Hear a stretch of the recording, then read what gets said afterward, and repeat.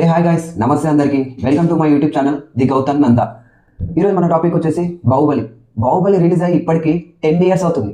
ఈ 10 ఇయర్స్ లో ప్రభాస్ అన్న క్రేజ్, ఆఫ్టర్ బాహుబలి ప్రభాస్ అన్న క్రేజ్ ఇండియా వైడ్ గా కాదు, వరల్డ్ వైడ్ గా పెరిగిపోయింది. బాహుబలి 2 మూవీ జస్ట్ 1 వీక్ లో 1000 crores కొట్టింది. ఇండియాస్ నెంబర్ 1 మూవీ అప్పుడు. బాహుబలి ఫైనల్ కలెక్షన్స్ వచ్చి 1800 crore change. After Baahubali Prabhas అన్నకి ఆ రేంజ్ కి తగ్గ హిట్ లేదు. ఆడియన్స్ కి సాహో మీద మంచి ఎక్స్పెక్టేషన్స్ ఉండే, కానీ ఆ ఎక్స్పెక్టేషన్స్ కి రీచ్ కాలేదు మూవీ. ఫ్లాప్ టాక్ తో 500 కోట్లు కొట్టింది. అది ప్రభాస్ అన్న రేంజ్ వల్ల. సాహో తర్వాత రాధేశ్యామ్ అనౌన్స్మెంట్ వచ్చింది. రాధేశ్యామ్ అనౌన్స్మెంట్ రాధాకృష్ణ గారు ఒక ట్వీట్ చేశారు, అన్న కొడితే 100 మంది పడటం చూసాము, లవ్ చేస్తే ఎంతమంది పడతారో చూద్దామని. ఆ ట్వీట్ చాలా వైరల్ అయింది. కానీ అది కూడా, దాని మీద కూడా మంచి ఎక్స్పెక్టేషన్స్ ఉండే ఆడియన్స్ లో, కానీ అది కూడా రీచ్ కాలేకపోయింది. రాధేశ్యామ్ తర్వాత సలార్ అనౌన్స్మెంట్ వచ్చింది. మన KGF movie director Prashanth Neel గారు. కేజీఎఫ్ ఎలా ఉంటుంది, ఎలివేషన్స్ వామ్మో. ఆ డైరెక్టర్తో ప్రభాస్ అన్న మూవీ అంటే ఎక్స్పెక్టేషన్స్ హై లెవెల్లో ఉండే.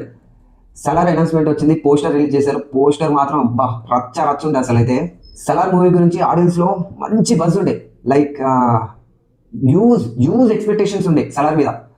జస్ట్ సలార్ టీజర్ రిలీజ్ అయినప్పుడు ఒక ముసలాయన ఒక డైలాగ్ చెప్తాడు, because in that part there is a అన్నప్పుడు జస్ట్ హ్యాండ్ మూమెంట్ ఇస్తారు. Just hand moment without face showing, just hand moment తో విత్ ఇన్ 24 hours లో 100 million వ్యూస్ వచ్చినాయి. Just hand moment without showing face. అది ప్రభాస్ అన్న craze వల్ల. నాకు అప్పుడు అర్థమైంది, అబ్బాయి క్రేజ్ అంటే ఇలా ఉండాలి నాకు hero. Salaar movie tickets book my షోలో రిలీజ్ అయినప్పుడు book my show app crash అయిపోయింది. నేను నా లైఫ్ టైంలో ఇంతవరకు మూవీస్ చూసుకుంటూ వస్తున్నాను, కానీ ఎప్పుడు యాప్ క్రాష్ అవ్వడం నేను చూడలేదు సార్ నా లైఫ్ లో. బుక్ మై షో క్రాష్ అవ్వడం ఏంటండి అసలు నాకు అర్థం కాదు. ఆహా టీవీ షోలో బాలకృష్ణ గారు హోస్ట్ చేశారు, ప్రభాస్ అన్న ఎంట్రీ ఇచ్చాడు. ఆ ఎపిసోడ్ చూడడానికి ఎంతమంది ఎగబడ్డారు తెలుసా. ఆహా యాప్ కూడా క్రాష్ అయిపోయింది. మన సందీప్ రెడ్డి వంగ స్పిరిట్ మూవీలో జస్ట్ డాన్లీ అనే ఒక విలన్ ఉంటాడు, కొరియనో లైక్ తెలియదు నాకు కూడా. ఆయన ఒక జస్ట్ సలార్గా ఒక స్టోరీ పెట్టింది అంతే. స్టోరీ పెడితే ఇన్స్టాగ్రామే క్రాష్ అయిపోయింది. అది ప్రభాస్ అన్న క్రేజ్. మీరు ఒకటి గుర్తుపెట్టుకోండి, మీరు ప్రభాస్ అన్నతో సినిమా తీస్తున్నప్పుడు ప్రభాస్ అన్న కట్అవుట్ మీద కాన్సన్ట్రేషన్ చేయండి, ప్రభాస్ అన్న లుక్స్ మీద కాన్సన్ట్రేషన్ చేయండి, ప్రభాస్ అన్న క్రేజ్ మీద కాన్సన్ట్రేషన్ చేయండి, స్టోరీ మీద కాదు. స్టోరీ మీద కాన్సన్ట్రేషన్ చేస్తే ఏమవుతుందో మీకు తెలుసు. జస్ట్ మీరు ఒకటే గుర్తుపెట్టుకోండి, ప్రభాస్ అన్న కట్అవుట్ మీద కాన్సన్ట్రేషన్ చేయండి, ప్రభాస్ అన్న లుక్స్ మీద కాన్సన్ట్రేషన్ చేయండి, ప్రభాస్ అన్న క్రేజ్ గుర్తుపెట్టుకోండి. మెయిన్ ప్రభాస్ అన్న క్రేజ్ మీద కాన్సన్ట్రేషన్ చేయండి. కేజీఎఫ్ మూవీలో ఒక డైలాగ్ ఉంటుంది, బంగారపుండిని చిల్లర వేయడానికి వాడుకుంటున్నారు. సేమ్ అలానే అనిపిస్తుంది ప్రభాస్ అన్న విషయంలో. ఆఫ్టర్ బాహుబలి సినిమాలు ఎలా ఉండాలి, బాహుబలి మించి ఉండాలి అనుకుంటారు ఆడియన్స్. బేసిక్ గా ఆడియన్స్ ఏం ఎక్స్పెక్ట్ చేస్తారు మూవీలో? హీరో ఎంట్రీ ఎక్స్పెక్ట్ చేస్తారు, ఇంటర్వెల్ బ్యాంగ్ అయిపోవాలి, క్లైమాక్స్ రచ్చలు అయిపోవాలి, ఇది ఎక్స్పెక్ట్ చేస్తారు. హీరో ఎంట్రీ నార్మల్గా ఉంటుంది, ఇంటర్వెల్ బ్యాంగ్. మీరు బేసిక్గా స్టోరీ మీద కాన్సన్ట్రేషన్ చేయకండి.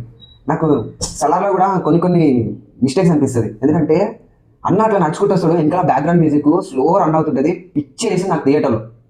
నేను మా ఫ్రెండ్ గారికి ప్రభాస్ ఫ్యాన్ ఆడు అని చెప్తున్నా, ఏంద్రా బ్యాక్గ్రౌండ్ మ్యూజిక్ ఏదిరా, ఏంద్రా నార్మల్ ఇస్తుందేంద్రా.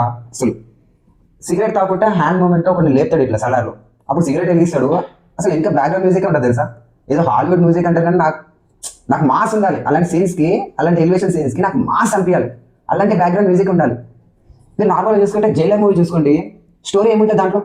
నార్మల్ స్టోరీ, జస్ట్ ఎలివేషన్స్తో సినిమాని ఎక్కడికో తీసుకెళ్తాడు. 600 కోట్లు కొట్టింది రజనీకాంత్ కెరీర్లోనే బిగ్గెస్ట్ హిట్ జైలర్ మూవీ. మీరు తీస్తున్న సినిమాలు ప్రభాస్ అన్న క్రేజ్కి ఏ మాత్రం మ్యాచ్ అవ్వట్లేదు. అన్న కట్అవుట్ మీద కాన్సన్ట్రేషన్ చేయండి, మీరు అన్న క్రేజ్ మీద కాన్సన్ట్రేషన్ చేయండి. లుక్స్ కూడా నార్మల్గా అసలు అన్న ఆఫ్ స్క్రీన్ కన్నా ఆన్ స్క్రీన్, అన్న ఆన్ స్క్రీన్ కన్నా ఆఫ్ స్క్రీన్ బాగుంటుంది తెలుసా. ఆన్ స్క్రీన్ ఏం చూపిస్తారు, లుక్స్ అన్ని నార్మల్ చెడదొప్పుతున్నారు. అన్న లుక్స్ ఆన్ స్క్రీన్ కన్నా ఆఫ్ స్క్రీనే బాగుంటుంది. మొన్న రాజేసాబ్ పోనీటైల్ హెయిర్ తో వచ్చాడు అన్న, ఏమన్నా ఉన్నాడా? రాజేసాబ్ మూవీలో కొంచెం లైట్ గా ఆడా, చిరాకు వేస్తారు. కేజీఎఫ్ 2 తర్వాత యష్ గారు 3 years వెయిట్ చేసారు స్క్రిప్ట్ కోసం. తర్వాత ఒక లేడీ డైరెక్టర్ కి ఛాన్స్ ఇచ్చారు. మొన్ననే రిలీజ్ అయింది టాక్సిక్ టీజర్ చూసినాక నా మైండ్ దొబ్బింది. నేను ఇన్స్టాగ్రామ్ స్టోరీలో పెట్టి గీతూ మోహన్ దాస్ గారికి ట్యాగ్ చేసిన, mind blowing unbelievable your a lady Sandeep Reddy Vanga అని పెట్టిన. ఒక అమ్మాయి అలా డైరెక్షన్ చేస్తుంది. అమ్మాయి ఎలా పెట్టుకుందంటే దృష్టిలో కేజీఎఫ్ మూవీ చూసి ఆ హీరోని ఆ రేంజ్ లో ఉన్నాడు, ఆ రేంజ్ ని తగ్గకుండా ఇంకా మించి తీయాలి సినిమా అన్నట్టే తీసింది తెలుసా. కావాలంటే ఒకసారి వెళ్ళి టాక్సిక్ టీజర్ చూడండి, కేజీఎఫ్ మూవీ చూడండి, బాహుబలి మూవీ చూడండి. అన్న రేంజ్ ఏంది, మీరు ఎలాంటి సినిమా తీస్తారు? ఇలాంటివి నేను ఫ్రస్ట్రేషన్ తో మాట్లాడుతున్నా. ఎందుకంటే 10 years అవుతుంది. ఇప్పుడు బాహుబలి ఏ రేంజ్ లో ఉంటుంది, ఆ రేంజ్ కి మించి సినిమా ఉండాలని ఆడియన్స్ ఎక్స్పెక్టేషన్ చేస్తారు, అవునా కదా?